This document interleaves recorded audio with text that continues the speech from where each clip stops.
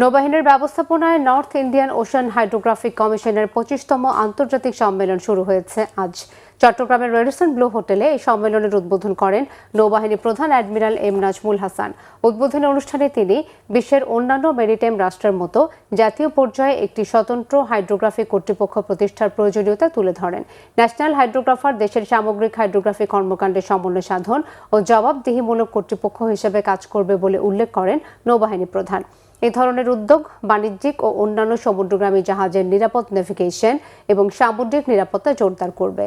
3 দিনের সম্মেলনে স্বাগতিক বাংলাদেশ ছাড়াও ভারত, পাকিস্তান ও থাইল্যান্ড সহ কমিশনের সদস্য রাষ্ট্র এবং সহযোগী রাষ্ট্র, অস্ট্রেলিয়া, ফ্রান্স, যুক্তরাজ্য ও যুক্তরাষ্ট্রের প্রতিনিধিরা অংশ নিচ্ছেন।